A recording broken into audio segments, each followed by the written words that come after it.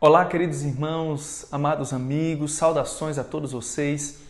Que bom, que alegria poder dirigir essas palavras de reflexão, de estudo também da Palavra de Deus com vocês nesta ocasião. Estamos vivendo em um momento difícil e delicado. De fato, estamos num verdadeiro caos e eu quero falar para você hoje de como ter esperança em meio ao caos. Estamos vivendo aí em dias difíceis pelas notícias e por tudo que está acontecendo dessa pandemia do Covid-19, que é o novo coronavírus. Eu quero começar apresentando para vocês alguns fatos e impactos dessa pandemia, dessa terrível doença. Alguns dias atrás, eu, assim como você, imagino também, estávamos tocando a vida tranquilamente, quando de repente as coisas mudaram de uma hora para outra e mudaram assim de maneira muito impactante, com de fato impactos gigantescos em todas as áreas da vida, a saúde, na economia, contexto social, político e, por que não dizer, até religioso também. Mas vejam, eu quero apresentar para vocês algumas coisas para a gente contextualizar. Primeiro, alguns fatos. Essa doença, coronavírus, é de fato uma doença grave, requer muitos cuidados, muita atenção, muita disciplina de nossa parte quanto à questão de higiene, do isolamento social, porque é um fato de que o contágio dessa doença é algo assim muito veloz, é de altíssimo nível o contágio, muito rápido, muito fácil. Por isso que todas as autoridades têm recomendado a todos nós o isolamento social, não é? Porque o seu nível de contágio é altíssimo. Por conta de todos os noticiários, por muito tempo que a sociedade hoje está em casa, isolada, isso está trazendo medo, pânico para muita gente. Há muitas pessoas que já não conseguem mais visualizar a possibilidade de sair de casa, não é? Com tranquilidade, porque realmente passou aí do medo e alcançou aí o clima do pânico que a gente está vivendo hoje na sociedade. E esse isolamento social trouxe também solidão para muita gente, desespero, há muita gente que adoeceu da mente, os casos se agravaram em relação à ansiedade, depressão. E quando eu recebi aí as primeiras notícias dos decretos de isolamento social, eu fiquei pensando, mas que coisa terrível, não é? Porque para mim, nordestino, assim como para você também, a gente gosta de se cumprimentar com um abraço, com um aperto de mão, e essa realidade de isolamento realmente tem sido muito doloroso, não é? Para quem gosta desse calor humano e desse afeto.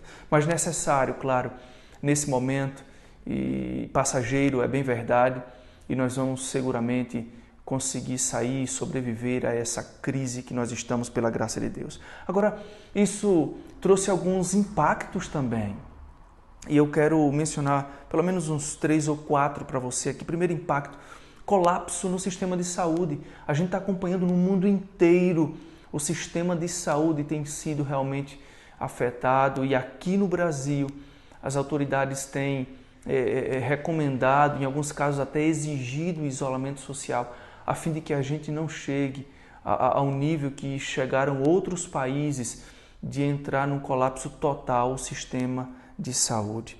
Agora, há outros impactos também. Veja, começou lá na China com impacto na saúde, mas esse impacto já passou para outros âmbitos, como é o caso do contexto político. Não é? Há muitas coisas por trás, nem tudo a gente sabe, mas há muitas coisas nos bastidores de conflitos políticos por conta dessa crise. Um outro impacto, a questão econômica, a queda de maneira assim vertiginosa das bolsas de valores, a desordem econômica no mundo inteiro por conta dessa crise, dessa pandemia do Covid-19. E eu queria dar um destaque especial a esse assunto. Crise econômica, desordem econômica a nível mundial. Guarde com muito carinho esse assunto, porque nós vamos voltar a ele no final dessa nossa reflexão. Há um cenário mundial que está sendo construído por conta dessa crise econômica que está aí às portas. Estamos aí na iminência de ver acontecer. E por fim, essa crise, essa pandemia torna o mundo sensível, aberto a um governo mundial único que possa tomar a dianteira para resolver essas questões. Vamos voltar a falar nesse assunto também logo mais à frente. Agora, eu quero deixar pelo menos 3 conselhos para todos vocês nessa ocasião. Já apresentamos fatos, impactos, agora quero apresentar 3 conselhos para deixar com você. Primeiro deles, se você puder, fique isolado. Se você puder, se preserve em isolamento com a sua família. É claro que há muitos trabalhadores que não vão ter essa condição no sentido de que a atividade essencial não para. Então, alguns funcionários, algumas pessoas não conseguem. Então, estes têm que tocar de fato a vida. Mas há outros que podem. Então, se você pode, fique isolado com a sua família. Esse momento requer isso. É assim que está dizendo aquelas pessoas que estão à frente, as autoridades civis, as autoridades sanitárias. Portanto, se você pode, se coloque em isolamento social, fique em casa. Segundo conselho, curta a sua família. Se você está em casa, até dias atrás a gente não tinha esse privilégio. A correria da vida pós-moderna colocava sobre nós um peso, um ritmo acelerado que a gente já não tinha esse conforto. E era essa, não é, a conta que a gente sempre colocava, não tenho tempo, não tenho tempo. Agora a gente tem tempo, portanto, curta a sua família, seu cônjuge, seus filhos. Esse é o momento para aproveitar. Todas as noites eu tenho marcado com a Melissa, que é a minha filha, tem 5 anos, o nosso compromisso de brincar, de fazer cosquinhas, que é a nossa brincadeira predileta, não é? E a gente cai nas gargalhadas, tanto ela quanto eu, brincando disso. A gente conta histórias, a mamãe conta histórias para a Melissa, eu conto histórias para a Melissa. O culto familiar, enquanto a igreja está fechada, estamos nos reunindo em nossa casa. Os cultos, especialmente de sábado pela manhã, têm sido uma bênção em família. Portanto, curta a sua família. Esse é o momento para isso. E o relacionamento familiar, esse contato tão próximo de afetividade com cônjuge e filhos, pode trazer para a gente a cura e o lenitivo para muitas enfermidades, especialmente enfermidades relacionadas com a mente. E terceiro e último conselho que quero deixar para você: cuide da sua saúde. Estou falando da saúde física. Para isso, Deus deixou 8 remédios da natureza, não é? São as regras, o conselho, é o manual do fabricante. O fabricante está dizendo, olha, tem 8 remédios que se você seguir, você vai viver mais e melhor. Portanto, cuide da sua saúde física, cuide da sua alimentação agora, pratique algum tipo de atividade física, mesmo que dentro de casa, cuide de tomar bastante água, não é? Bastante líquido, tome alguns minutos de banho solar, isso é extremamente importante. Vitamina D fortalece a nossa imunidade. Cuide daquilo que você come. Tem alimentos que precisam ser abandonados, tem outros que precisam ser inseridos como hábito no nosso regime alimentar, no nosso dia a dia, na nossa rotina, não é? É o caso de frutas, verduras, sucos e shakes, porque eles são também remédios naturais de Deus para todos nós.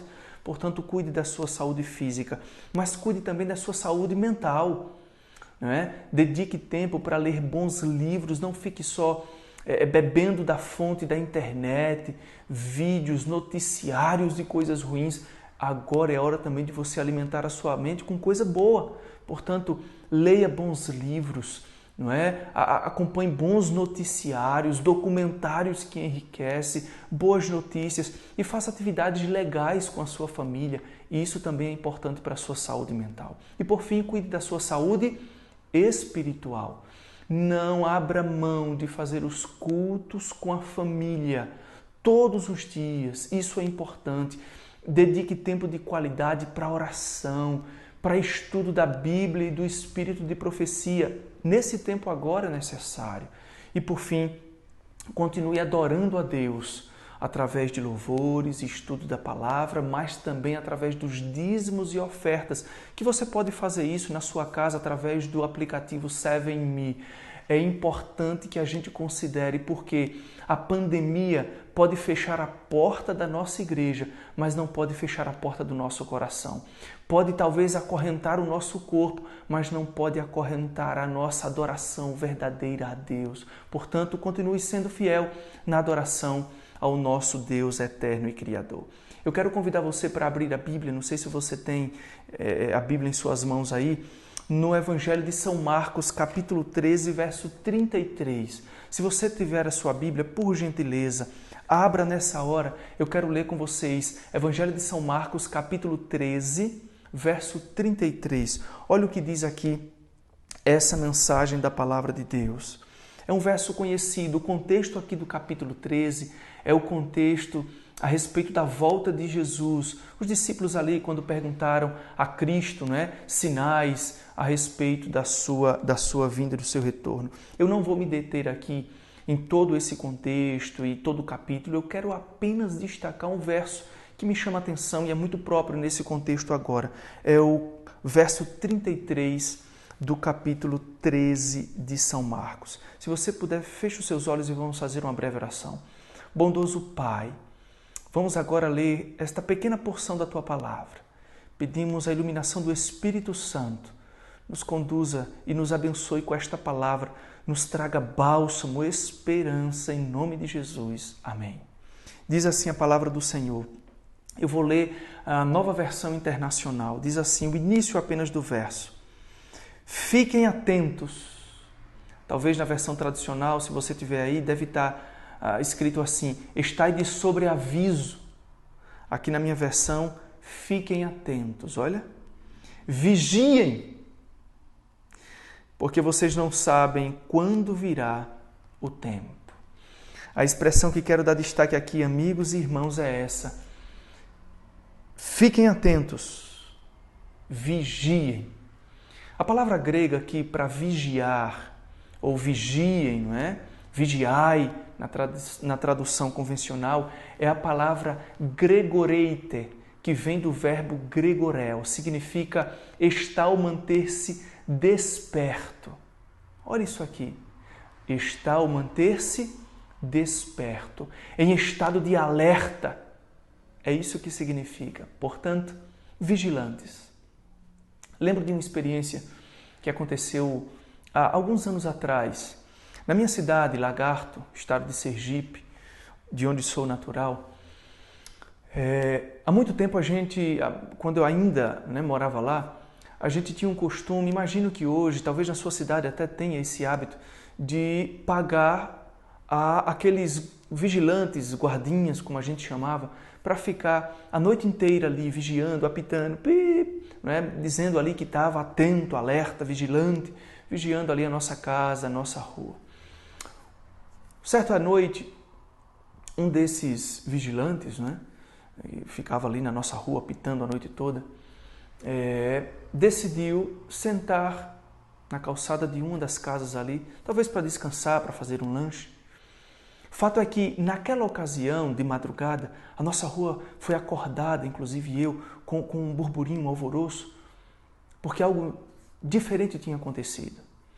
É que aquele vigilante que sentou na calçada de alguém para talvez descansar ou fazer um lanche, pegou no sono e cochilou. Alguns marginais passaram, atiraram naquele guarda e foi fatal. Perdeu a vida por causa de um cochilo. Isso me traz grandes lições espirituais. Um minuto de cochilo pode custar uma eternidade de perdição. Portanto, a palavra do Senhor diz para mim e para você, esteja atento, esperto, vigilante nesse tempo. Agora, Que tempo é esse que nós estamos vivendo? É sobre isso que quero apresentar para vocês. Que tempo é esse? Olha o que diz o livro Eventos Finais, escrito pela profetisa da Igreja Remanescente, Ellen Gold White, que nós, como adventistas do sétimo dia, cremos que esta mulher recebeu de Deus o dom de profecia. Ela, no livro Eventos Finais, na página 11, diz assim: grandes mudanças estão prestes a operar-se no mundo e os acontecimentos finais serão rápidos. Olha o que diz. Grandes mudanças. Veja, se não é isso que a gente está vendo acontecer com a pandemia do coronavírus. Eu não quero dizer que esse texto que ela escreveu ou que mencionou era em relação específica à pandemia do coronavírus. Não é isso que eu estou dizendo. Mas eu estou dizendo que nós já estamos desfrutando de mudanças repentinas no nosso contexto e cenário mundial. E talvez já seja o prenúncio daquilo que vai acontecer como eventos finais da nossa história aqui na Terra. E ela está dizendo assim no final desse texto: os acontecimentos finais serão rápidos. Alguns dias desses, amigos, nós estávamos em casa. Para ser mais preciso, na semana do dia 15 e 16 de março até ali dia 20 e 21, nós estávamos começando uma campanha de comportagem aqui. Estávamos dando treinamento a novos comportores que estavam chegando para o trabalho. E no final desta mesma semana, nós tivemos que tomar a decisão repentina de encerrar os trabalhos e todos os missionários voluntários da Página Impressa tiveram que voltar para casa por causa desses decretos que foram então aí expedidos pelas autoridades. Portanto, os acontecimentos finais, diz a profetisa, seriam, e nós já estamos vendo isso, muito rápidos. Há um outro trecho aqui que quero ler com vocês, nesse mesmo livro, Eventos Finais, na página 37, que ela diz assim: nós que conhecemos a verdade, nos devemos estar preparando para o que está prestes a acontecer sobre o mundo numa esmagadora surpresa. Ou seja, eventos repentinos e muito rápidos, muito impactantes, com coisas que vão realmente mexer com o mundo inteiro. Agora, como enxergar essa pandemia do coronavírus? Queria convidar você para ter um olhar de esperança sobre tudo isso.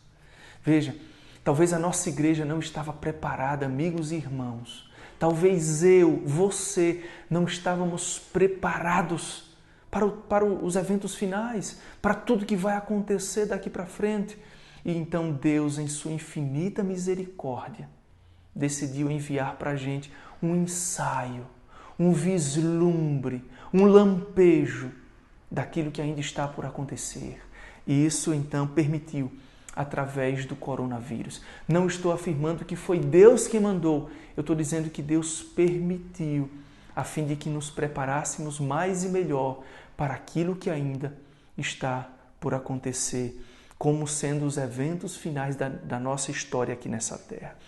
Eu não sei se você acompanhou os noticiários nessa semana, mas 2 noticiários eu acompanhei aí na internet que me chamaram muito a atenção. Um deles diz respeito ao ex-primeiro-ministro britânico, que ele pediu a líderes mundiais que formassem um governo mundial para administrar essa crise que nós estamos vivendo no contexto médico e também econômico.